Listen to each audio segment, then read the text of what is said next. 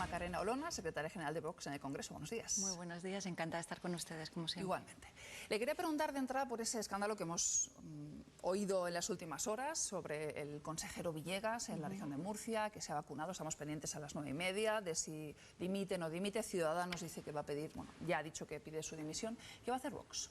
Bueno, desde luego es vergonzoso que a la fecha todavía no haya dimitido el consejero de Salud de la Comunidad de Murcia, porque es absolutamente vergonzoso que haya dispuesto de una vacunación que no le correspondía, anticipándose a colectivos que son prioritarios. Y es vergonzoso el respaldo que está teniendo por parte del Partido Popular. ¿Ustedes que sostienen el gobierno de la región de Murcia? Si no dimite, ¿qué van a hacer? Bueno, nosotros verdaderamente sostuvimos su investidura y posteriormente los acuerdos que tengan que cerrarse a nivel presupuestario cada año. Y eso no significa que estemos ni en el gobierno ni apoyando al mismo, sino de manera puntual. Y por supuesto ejerciendo la labor que nos corresponde, tanto en Murcia como en Andalucía, como en Madrid, que es la de oposición.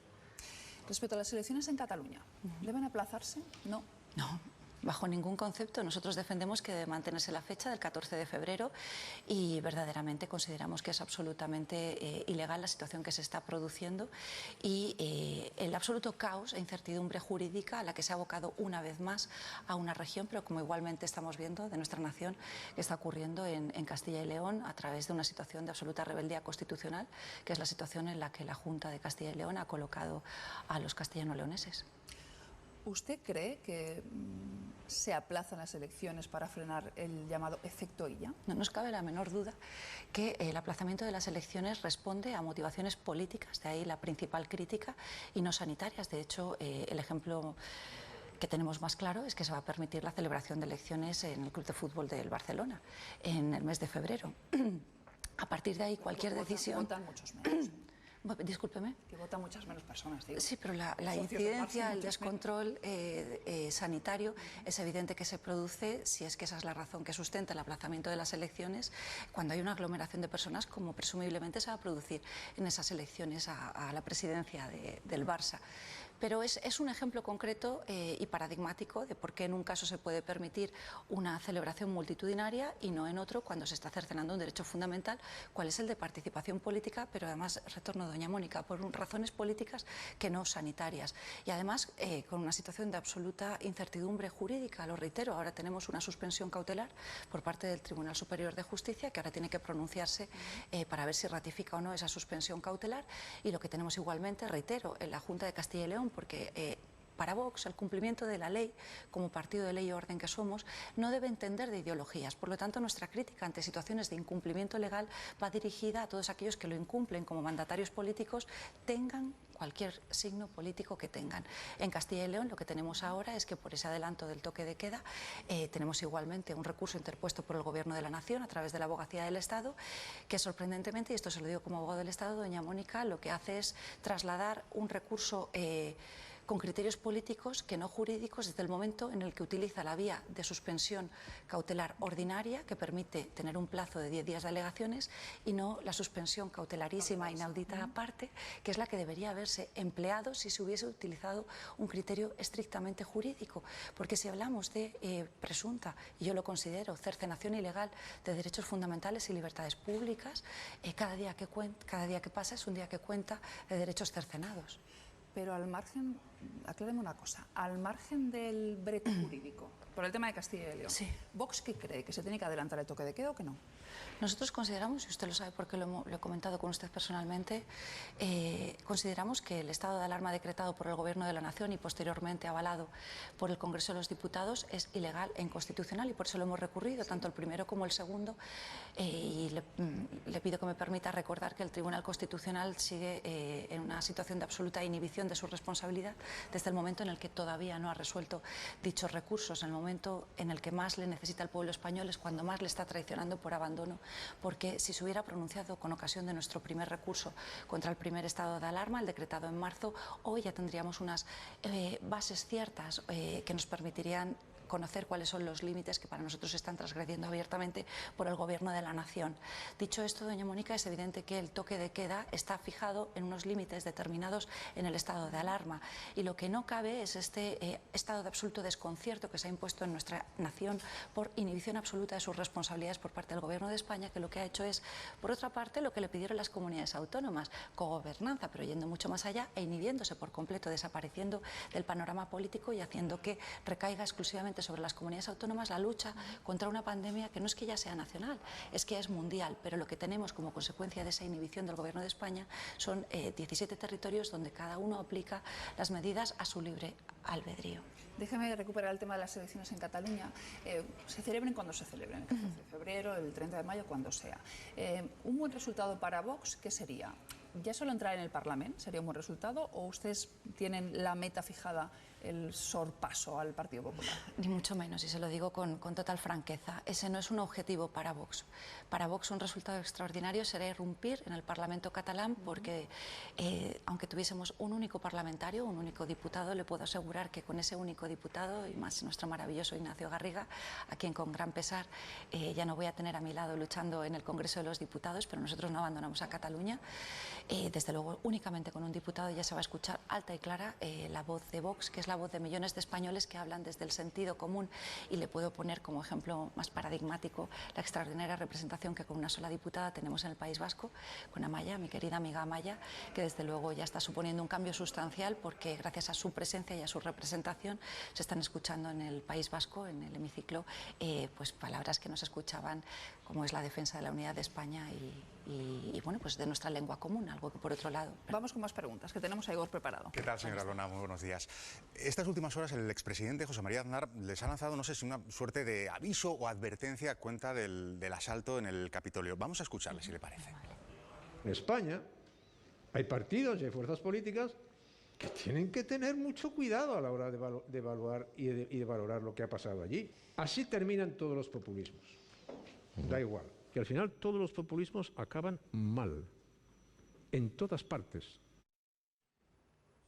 Le pregunto, ¿se da por aludida en ese mensaje? ¿Qué le respondería al expresidente? Pues le agradezco la pregunta, porque es lo primero que iba a decirle, que yo desde luego no me siento por aludida cuando el señor Aznar se refiere a populismos en España. No entiendo que se esté refiriendo a Vox, salvo que por populismo entendamos la voz del sentido común llevada a las instituciones, donde yo personalmente puedo atestiguar cómo existe cada vez una mayor distancia entre la clase política y la ciudadanía española, y lo estamos viendo singularmente durante el estado de alarma, los sucesivos estados de alarma, como último ejemplo el que comentábamos, el tema de la vacunación, como son precisamente en algunos casos los políticos quienes acceden a medidas extraordinarias que no están dadas para el común de la ciudadanía. Cuando lanza ese mensaje de decir, ojo con cómo valoramos lo que ha pasado allí en el Capitolio, si aquí hemos tenido lo que define como un golpe de Estado, entiende que no se está refiriendo a Vox. No, se lo reitero, vale. Yo no me doy por aludida ni a nuestra formación cuando está comparando lo ocurrido en el Capitolio, que desde luego sí que es muy preocupante, por cuanto vemos el final de una situación de absoluta libertad a la violencia que ha sido tolerada durante un año, ejercida por Antifa, organización para mí claramente terrorista, por cuanto practica terrorismo callejero, y Black Lives Matter, y que desde luego pues sentimos profundamente la situación de absoluto desencuentro en el que se encuentran actualmente los ciudadanos estadounidenses. Entonces, cuando el presidente Aznar dice es un golpe de Estado instigado por el presidente de Estados Unidos, ¿no comparte ese diagnóstico? Desde luego que no. Como tampoco comparto el diagnóstico cuando desde el Partido Popular se ha acusado a Vox de apoyar ese asalto al Capitolio. ¿Tener seguidores capaces de asaltar un poder del Estado no deslegitima un poco al líder que tiene ese tipo de seguidores? Vamos a ver, es evidente que ningún líder político puede hacerse responsable de las acciones de ningún ciudadano, y de lo que sí que tiene que hacerse responsable es de las acciones de los dirigentes de su partido, algo que estamos viendo en las últimas horas que no está ocurriendo, por ejemplo, en el caso del Partido Popular, o en el caso del Partido Socialista, es evidente, o de Podemos. A partir de ahí, calificar lo ocurrido en el Capitolio como un golpe de Estado, pues verdaderamente las escenas que hemos visto son dantescas, por cuanto supuso la interrupción del normal funcionamiento de una institución tan esencial como son las cámaras representativas de la soberanía popular. Pero lo que es paradigmático es que en España se haya criticado esas acciones por parte de quienes alentaron idénticos comportamientos, si no más gravosos, como es el caso del famoso rodeo al Congreso por parte de Podemos, o el Entiende que fue asalto más grave, aunque no hubiera al muertos. Parlamento andaluz, por cuanto se produjo verdaderamente interrupción, igualmente no más grave, interrupción del normal discurso de las actividades parlamentarias en uno y en otro caso. O, por ponerlo el ejemplo más reciente que vivimos personalmente, los ataques y agresiones físicas y verbales que se producen contra Vox en todas y cada una de las elecciones a las que estamos concurriendo, desde la famosa alerta antifascista desplegada por el señor Iglesias a últimamente pues las elecciones autonómicas en País Vasco, en Galicia, o actualmente en Cataluña. Ni un solo partido ha suscrito el manifiesto que nosotros hemos solicitado que se suscriba por parte del resto de formaciones políticas para garantizar unas elecciones democráticas, libres y sin violencia, algo que desde luego se está fomentando desde los partidos en el Gobierno de España. Pues muchas gracias, señora A usted, Luna. gracias. Vamos con más preguntas. Mariela. ¿Qué tal, señora Lona? Doña Mariela, buenos hace días. solo 10 semanas, su portavoz, el señor Jorge Buxadé, registraba en el Parlamento Europeo una petición para remar a favor de la concesión del Premio Nobel de la Paz para Donald Trump. Le pregunto, hoy, visto lo visto, ¿usted cree que Donald Trump es merecedor de ese Nobel de la Paz? Y si es así, ¿por qué? Considero que los motivos que llevaron a solicitar la concesión de tan extraordinario mérito siguen vigentes y que no se ha producido ningún hecho posterior que enerve la concesión de ese reconocimiento, siquiera sea porque desde luego nosotros no hacemos responsable a Donald Trump de lo ocurrido en el Capitolio, porque la manipulación desde todos los medios de comunicación respecto del discurso que ha venido manteniendo el señor Trump ha sido evidente.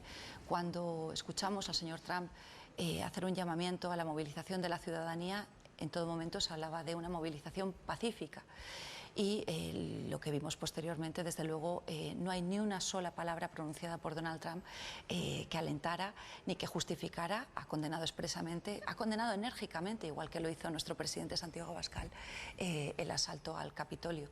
Aquí en España también se ha llegado a decir que Vox apoyaba esos disturbios en el Capitolio, y es evidente que el presidente Santiago Abascal y posteriormente todos los dirigentes lo hemos condenado enérgicamente. Por dejarlo claro, ¿usted cree que Donald Trump se merece el Nobel de la Paz? Bueno, desde 1980, por ponerle simplemente un ejemplo, es el primer presidente de Estados Unidos que no ha llevado a los estadounidenses a una guerra. Así que en ese sentido es a lo que me refería cuando le decía que los motivos que llevaron a promocionarle como merecedor de esa alta distinción siguen vigentes. Juanma. Veremos si la administración Biden, a la finalización de su mandato, puede acabar con algo tan significativo como este hecho que les pongo, porque recordemos que fue la administración Obama quien hackeó la cuenta y el teléfono de Angela Merkel, siendo colaboradora de Estados Unidos. Sí, buenos días, señora. ¿Qué tal, señor Lanet? Ayer el señor Girauta, exdiputado de Ciudadanos, participó en un acto de una fundación vinculada a Vox, de la Fundación Disenso. Mi pregunta es muy clara, ¿le gustaría a Vox incorporar a Girauta a sus filas en el futuro? Bueno, señor Lamet, espero que le valga la respuesta. No sé si puedo hablar en nombre de Vox, desde luego en el mío personal sí. Estaría encantadísima de poder compartir filas formales en Vox con el señor Girauta. Y digo filas formales porque lo que no me cabe la menor duda es que actualmente comparto una misma trinchera de defensa de la libertad, y que en ese sentido, desde luego, me parece una voz libre y muy valiente y muy necesaria en España para luchar contra el Frente Popular que actualmente tenemos en el Gobierno de la Nación.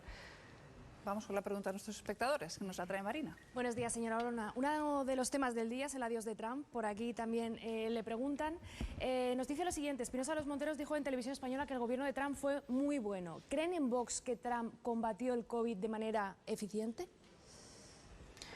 Pues tendría que precisarme quien nos hace la pregunta, que se refiere con una lucha contra el COVID de manera eficiente. Desde luego, A mí me parece que con el número de muertos que tenemos encima de la mesa sería una falta de respeto hablar de eficiencia en la lucha contra el COVID. Sí que considero que ha adoptado medidas que no se han adoptado en nuestro país y que deberían haberse adoptado, que nosotros reclamamos en primer término, que se nos ocultó información, y me estoy refiriendo específicamente al cierre de las fronteras y a la defensa de las mismas, que nos adoptó, y que cuando nosotros, y específicamente por conducto Rocío Monasterio, lo solicitamos públicamente, desde el propio gobierno se nos llamó racistas y xenófobos.